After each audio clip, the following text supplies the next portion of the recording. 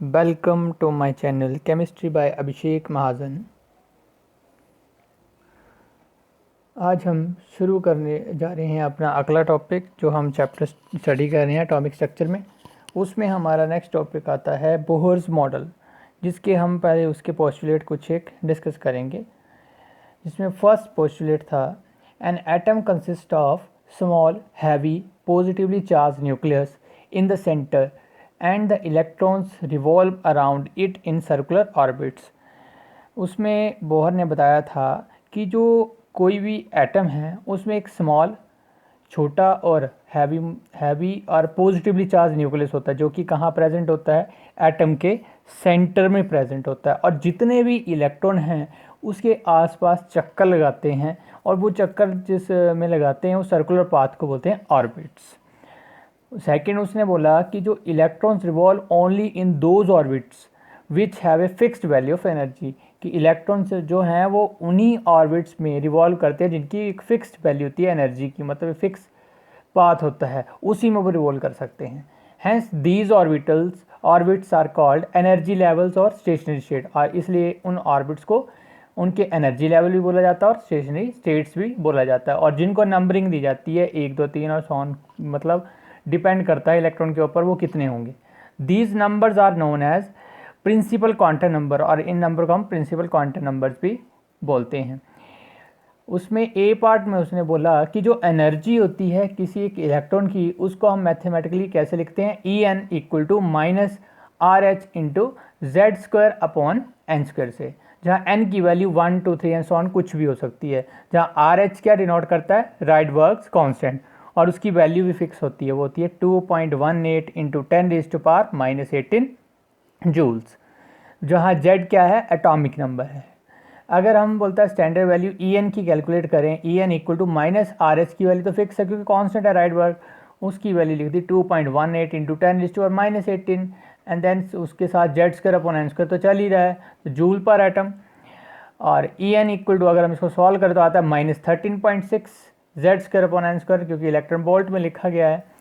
फिर उसको further solve करें, इलेक्ट्रॉन वोल्ट को किलो जूल में कन्वर्ट करें तो स्टैंडर्ड वैल्यू होती है -1312 Z square upon N square kilo joule per mole.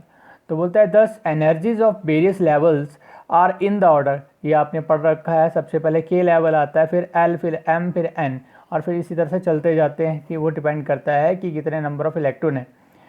तो energy of the lowest state N equal to 1, जो जहाँ से स्टार्ट होता है लेवल, एनर्जी जो लोएस्ट स्टेट की होती है उसको हम बोलते हैं ग्राउंड स्टेट। रेडियस की बात करें अगर स्टेशनरी स्टेट की, तो फर्स्ट वाले क्या आर एन होता है 52.9 N square upon Z P M picometre. Second होगा तो एन की वैल्यू के ऊपर डिपेंड करेगा, 1 2 3 4 डालते जाएंगे और रेडियस हम निकाल सकते हैं स्टेशनरी स्टेट्स का। वेलोसिटी की बात करें तो जो इलेक्ट्रॉन इन डिफरेंट ऑर्बिट्स में जब रिवॉल्व करते हैं उनकी वेलोसिटी क्या होगी, उसके लिए एक फिक्स वैल्यू थी, V N equal to 2.188 into 10⁻6 Z upon N metre पर सेकेंड। उसके बाद थर्ड पोस्टुलेट आया जिसमें उसने बोला कि since the electrons revolves only in those orbitals which have fixed values of energy, hence electrons in atom can have only certain definite values of energy and not any of there on. उसने बोला कि जो electron है वो revolve करते हैं, एक fixed उनका पाथ होता है, ऑर्बिट्स बोलते हैं जिसे, तो उनकी इसका मतलब है कि अगर वो रिवॉल्व उस फिक्स पाथ में करेंगे तो उनकी एनर्जी भी क्या होगी, फिक्स होगी। तो इलेक्ट्रॉन जो एक एटम में होते हैं, यानी कि बोलने का मतलब ये है कि उनकी डेफिनेट वैल्यू होगी एनर्जी की, मतलब उनकी अपनी कोई एनर्जी नहीं है, जो उनकी वो स्टेशनरी स्टेट में रिवॉल्व कर रहे हैं उनके पास जो एनर्जी है वही उनकी एक्चुअल एनर्जी फिक्स वैल्यू है उसकी, उसको वो चेंज नहीं कर सकता, यानी कि जो एनर्जी है किसी एक इलेक्ट्रॉन की वो क्या है, क्वांटाइज है। फोर्थ उसने बोला कि like energy the angular momentum of an electron in an atom can have certain definite values, energy की तरह एंगुलर मोमेंटम की भी एक डेफिनेट वैल्यू होती है उनकी, and note any value of there on, उनकी अपनी कोई वैल्यू नहीं होती एंगुलर मोमेंटम की भी, जिसके लिए उसने मैथमेटिकल एक्सप्रेशन दी है M V R equal to N H upon 2 pi, जहाँ एन 1 2 3 एंड सो ऑन कुछ भी हो सकता है, ठीक है। उसके बाद फिफ्थ उसने बोला कि an electron does not lose or gain energy when it is present in the same shell, अगर कोई इलेक्ट्रॉन एक शेल जैसे मान लो के या एल शेल में है तो कोई भी electron lose or gain energy नहीं कर सकता, ठीक है। 6 उसने बोला when an electron gain energy, अगर किसी इलेक्ट्रॉन को एनर्जी मिल जाती है तो वो क्या करता है, एकदम से एक्साइट हो जाता है। एक्साइट होने से क्या होता है, वो अपने से जो अगला लेवल होता है हायर एनर्जी लेवल का, वहाँ जंप कर जाता है। और जब दोबारा से वो उसकी एक्साइटेशन ख़त्म होती है, यानी कि डी एक्साइटेड होता है, तो वो अपनी एनर्जी को लूज़ कर देता है। किसकी फॉर्म में, इलेक्ट्रोमैग्नेटिक रेडिएशन की फॉर्म में, और लोअर एनर्जी वैल्यूज़ की जो स्टेट्स होती है वापस वहीं आ जाता है, मतलब अपनी जो उसकी परमानेंट स्टेट है वापस वहीं आ जाता है जब वो डी एक्साइट होता है। अच्छा, उसके बाद आता है what does negative energy for hydrogen atom means, कि जो नेगेटिव एनर्जी हाइड्रोजन की होती है उसका क्या मतलब होता है। This negative sign means that the energy of the electron in the atom is lower than the energy of free electron at rest. Negative का आपको पता ही है, माइनस मतलब लोअर एनर्जी, ठीक है। A free electron at rest is an electron that is infinitely far away from the nucleus. Free electron तभी हो सकता है कि अगर वो न्यूक्लियस से काफ़ी दूर हो गया, यानी कि न्यूक्लियस का उसके ऊपर कोई इफेक्ट ही ना हो, यानी कि n इक्वल टू इन्फिनिटी हो जाए। And is assigned the energy value of zero, तो उसको हम लिख सकते हैं उसकी एनर्जी वैल्यू जीरो है। As electron gets closer to nucleus, जैसे से वो न्यूक्लियस के नज़दीक जाता है तो उसकी जो एनर्जी है वो बढ़ना शुरू हो जाती है, मोर एंड मोर नेगेटिव, क्योंकि न्यूक्लियस के ऊपर पॉजिटिव चार्ज होता है तो वो उसे अपनी तरफ अट्रैक्ट करता है। तो जो the most negative energy value is given by, सबसे ज़्यादा जो होती है फर्स्ट लेवल वाले के लिए होती है जहाँ n 1 होता है, which corresponds to the most stable orbit. उसके बाद आता है transition of electron. Transition of electron मतलब है कि एक स्टेट से दूसरी स्टेट में जाएगा, तो वो कैसे जाएगा। एनर्जी इज एब्जॉर्ब और एमिटेड व्हेन इलेक्ट्रॉन एक्साइट्स, ये आपको पता है कि एनर्जी एब्जॉर्ब या एमिट होगी तभी इलेक्ट्रॉन एक्साइट कर सकता है, अगर उसको एनर्जी मिलेगी कहीं से। और de-excite respectively the energy gap between the two orbits is, जिसको हम लिखते हैं delta equal to E F, मतलब फाइनल एनर्जी जिसमें वो एक्साइट होके गया और इनिशियल जो उसकी जहाँ से उसने एक्साइट होना शुरू किया था उसकी energy.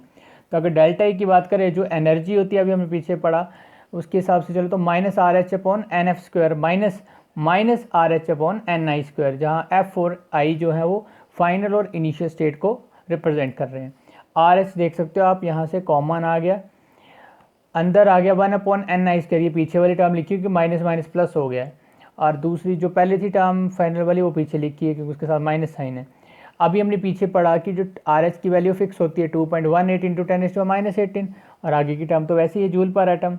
The wavelength associated with the absorption or emission of the photon is 1 upon lambda, wavelength के लिए लैम्डा यूज़ किया जाता है जिसका फॉर्मूला था delta E upon H C. अगर डेल्टा ई की वैल्यू यहाँ डाल दे तो ये बन जाएगा R H upon H C, और आगे ब्रैकेट में 1 upon N I square minus 1 upon N F square equal to standard value R H upon H C की होती है 1.09677 इंटू 10⁻7, बाकी ब्रैकेट की टर्म तो सेम है मीटर पर। तो दिस इज नोन एज, जिसको हम बोलते हैं राइडबर्ग फार्मूला।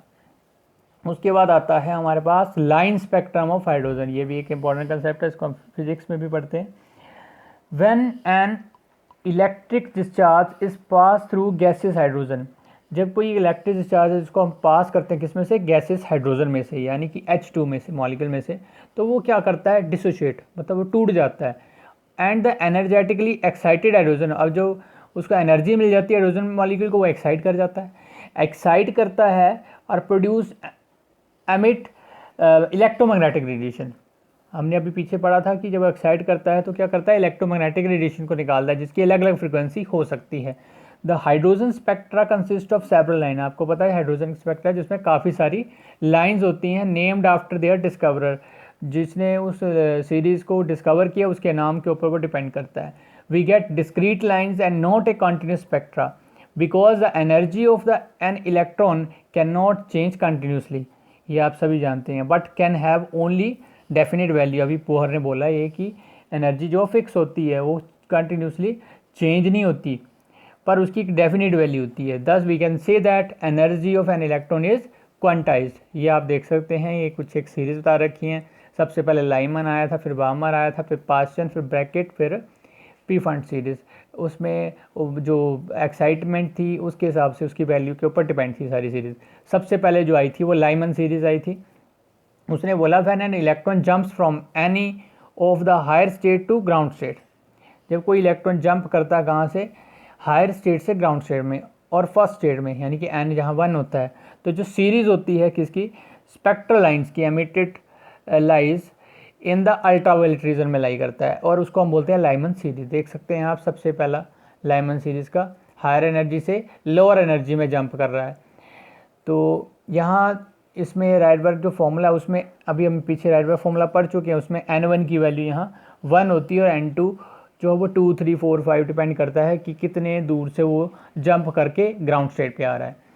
उसके बाद बामर सीरीज उसने बोला when an electron jumps from any of the higher state to state with n equal to 2। यहाँ 1 की बात नहीं हो रही क्योंकि इस सीरीज में 1 में आता ही नहीं है, दूसरे लेवल तक रहता है, n इक्वल टू 2 में आता है। तो the series of spectral lines emitted lies in कहाँ लाई करता है, विजिबल रीजन में, विजुअल रीजन में, and are called Balmer series. Therefore in Rydberg formula में अगर n1 2 डाल दे और n2 की जगह 3, 4, 5, 6 डाल दे तो हम इसको कैलकुलेट कर सकते हैं कि कितनी एनर्जी इलेक्ट्रोमैग्नेटिक रेडिएशन या एनर्जी रेडिएट करेगा। उसके बाद आई पास्चन सीरीज। पास्चन सीरीज में उसने बोला कि when an electron jumps from any of higher state to state with n equal to 3, यहाँ 1 और 2 में नहीं आता, हायर एनर्जी से n equal to 3 third stage तक पहुँचता है। तो the series of spectral lines emitted lies in किस रीजन में लाई करती, इंफ्रारेड रीजन में, और उसको हम बोलते हैं पास्चन सीरीज, जिसके लिए राइडबर्ग फॉर्मूला में n1 3 हो जाता है और n2 के आगे की वैल्यू 4, 5, 6 कहीं से भी जंप कर सकता है वो। ब्रैकेट सीरीज ने बोला when an electron jumps from any of the higher state to the state with n equal to 4। अब ये 1, 2, 3 में नहीं जाएगा, सिर्फ 4 तक ही आता है। The series of spectral lines emitted lies in, ये भी इंफ्रारेड रीजन में लाई करता है, and are called Brackett series बोलते हैं। इसमें राइडबर्ग फॉर्मूला में n1 4 हो जाता है और n2 की वैल्यू 5, 6, 7 एंड सो ऑन हो जाती है। उसके बाद लास्ट में आती पी फंड सीरीज, जिसने बोला कि कोई इलेक्ट्रॉन जंप करता है any of the higher state to state with n equal to 5। यहाँ भी 1, 2, 3, 4 में जंप नहीं करेगा, n इक्वल टू 5 तक ही पहुँचता है। तो ये भी किस रीजन में लाई करती हैं, स्पेक्ट्रल लाइंस जो एमिट होती हैं इंफ्रारेड रीजन में, और इसको हम बोलते हैं पी फंड सीरीज। इस केस में जो राइडबर्ग फॉर्मूला होता है n1 5 होता है इस केस में, और n2 जो 6, 7 और सो ऑन आगे हायर लेवल कितने भी हो सकते हैं। तो ये कुछ एक सीरीज थी किसके लिए, हाइड्रोजन स्पेक्ट्रा के लिए। उसके बाद लिमिटेशंस ऑफ बोर मॉडल, जो बोर मॉडल हमने पढ़ा उसकी क्या लिमिटेशन, क्यों फेल हो गया वो। सबसे पहली तो थी कि जी inability to explain line spectra of multi electron atom. Multi electron मतलब काफ़ी सारे इलेक्ट्रॉन आए, उसके लिए वो फेल हो जाते, उसको एक्सप्लेन नहीं कर पाता कि किस तरह का लाइन स्पेक्ट्रा होगा उसके लिए। It fails to account for the finer details, final details of hydrogen atom, मतलब doublet 2 close space line भी हो सकती हैं, जो उनके बारे में उसने कुछ भी एक्सप्लेनेशन नहीं दी। थर्ड, उसने ये एक्सप्लेन नहीं कर पाया कि जो inability to explain splitting of lines in the magnetic field, magnetic field में लाइन जो टूट की जाती है, स्प्लिटिंग की होती है, जिसको जीमैन इफेक्ट भी बोलते हैं हम, एंड इन इलेक्ट्रिक फील्ड उसको हम स्टार्क इफेक्ट बोलते हैं। If the source emitting the radiation is placed in magnetic or electric field, it is observed that each spectral line splits up into a number of line। अगर हम इसको जज करते हैं, अगर हम ये रेडिएशन को स्टडी करते हैं मैग्नेटिक इलेक्ट्रिक फील्ड में, तो हम देखते हैं कि हर स्पेक्ट्रल लाइन जो वो टूट जाती है नंबर ऑफ लाइन में। तो जो स्प्लिटिंग होती है स्पेक्ट्रल लाइन की मैग्नेटिक फील्ड में, जो स्पेक्ट्रल लाइन मैग्नेटिक फील्ड में टूट जाती हैं उसको हम बोलते हैं जीमैन इफेक्ट, और जो इलेक्ट्रिक फील्ड के कनेक्शन में आने से टूटती हैं उसको हम बोलते हैं स्टार्क इफेक्ट। इसकी कोई एक्सप्लेनेशन बोर के पास नहीं थी। Fourth, it could not explain the ability of atoms to form molecules by covalent bond. वो ये भी एक्सप्लेन नहीं कर पाया कि एटम्स जो हैं वो कंबाइन करके कोवलेंट बॉन्ड क्यों बनाते हैं, मॉलिक्यूल्स जो बन जाते हैं जिसको बोलते हैं कोवलेंट बॉन्ड से बनते हैं, वो क्यों करते हैं ऐसा। Fifth, he ignores dual behaviour of matter and also contradicts Heisenberg uncertainty principle. उसने जो ड्यूअल बिहेवियर मैटर का हम पीछे पढ़ चुके हैं, as a particle as a wave दोनों तरह का बिहेव करता है, उसके बारे में उसने कोई एक्सप्लेनेशन नहीं दी, और उसने जो हेजनबर्ग अनसर्टेनिटी प्रिंसिपल उसको भी कॉन्ट्राडिक्ट करती थी, उसकी जो एक्सपेरिमेंटल कंसेप्ट था। उसके बाद हमारे पास आया quantum mechanical model. Quantum mechanical model क्या था, वो दो तरह के कंसेप्ट के ऊपर बेस्ड था। एक था de Broglie concept of dual nature of matter, और एक था हेजनबर्ग अनसर्टेनिटी प्रिंसिपल। फर्स्ट उसने जो बताया वो था dual behaviour of matter. Dual behaviour of matter क्या था, जो डी ब्रॉगली ने दिया था। Basically de Broglie propose that matter should also exhibit dual behaviour. Matter भी, पार्टिकल ही नहीं बल्कि मैटर भी दो तरह का बिहेवियर शो करता है, that is both particle wave like properties. De Broglie propose that matter should also exhibit dual wave, that is both particle and wave like properties, क्योंकि लैम्डा जो है एच अपॉन एम बी के बराबर होता है, और एच तो Planck's constant होता है, और एम बी मास इंटू वेलोसिटी जो कि क्या होता है मोमेंटम, इसको पी से लिखते हैं हम।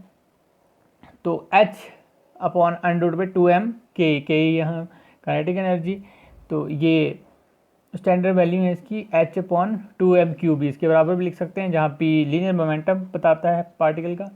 तो अकॉर्डिंग टू डी ब्रॉगली, उसने बोला कि एवरी ऑब्जेक्ट इन मोशन, कोई भी ऑब्जेक्ट अगर वो मोशन में है तो इसका मतलब उसका वेव करेक्टर है। The wavelengths associated with ordinary objects are so short, जो वेवलेंथ एसोसिएटेड होती है किसी ऑर्डिनरी पार्टिकल के साथ वो क्या हैं काफ़ी छोटी होती हैं, because of their large mass, क्योंकि मास तो उनका ज़्यादा होता है। That their wave properties can not be detected, उनकी जिसकी वजह से हम प्रॉपर्टीज डिटेक्ट नहीं कर पाते। The wavelengths associated with electrons and other सब एटॉमिक पार्टिकल्स, जो उनकी वेवलेंथ एसोसिएटेड होती हैं with very small mass and can however be detected experimentally, अब उनको हम एक्सपेरिमेंटली डिटेक्ट कर सकते हैं, वेवलेंथ के ऊपर बेसिस पर हम इनको डिटेक्ट कर सकते हैं। सेकंड आया हिजेनबर्ग्स अनसर्टेनिटी प्रिंसिपल, उसने क्या बोला, it is impossible to measure simultaneously the position and momentum of a small particle with absolute accuracy. उसने बोला कि जो पोजीशन और मोमेंटम है किसी भी स्मॉल पार्टिकल की, उसे हम इकट्ठा मेजर नहीं कर सकते, मतलब विद एब्सोल्यूट कर तो सकते हैं पर विद एब्सोल्यूट एक्यूरेसी के साथ नहीं कर सकते कि वो एक्यूरेट ही वैल्यू आएगी। If an attempt is made to measure any of these two quantities with higher accuracies, the other becomes less accurate। अगर हम बोलता है कोई अटैम्प्ट कर भी लें उनको मेजर करने का दो क्वांटिटी को हायर एक्यूरेसी के साथ, तो बाकी जो वो लेस एक्यूरेट हो जाती हैं। यानी कि जो प्रोडक्ट होता है किसका, अनसर्टेनिटी इन पोजीशन जिसको हम डेल्टा एक्स से डिनोट करते हैं, और अनसर्टेनिटी इन मोमेंटम जिसको हम डेल्टा पी से डिनोट करते हैं, वो हमेशा क्या रहता है कांस्टेंट, और उसकी वैल्यू जो है किसके इक्वल होती है या ग्रेटर देन होती है एच अपॉन फोर पाई के, यानी कि delta x into delta p greater than equal to h upon four pi, या delta x equal to delta x into p की वैल्यू एम बी होती है तो एम डेल्टा बी, क्योंकि मास तो चेंज होने वाला नहीं है, वेलोसिटी चेंज हो सकती है, तो greater than equal to h upon four pi, और इसको हम delta x into delta x greater than equal to h upon four pi m बी लिख सकते हैं। तो आज हमने यहीं तक स्टडी करना था। हमारा जो नेक्स्ट लेक्चर होगा वो बेस्ड होगा ऑर्बिटल के कंसेप्ट पर और क्वांटम नंबर, जो कि काफ़ी इंपॉर्टेंट टर्म्स हैं। Thank you for watching.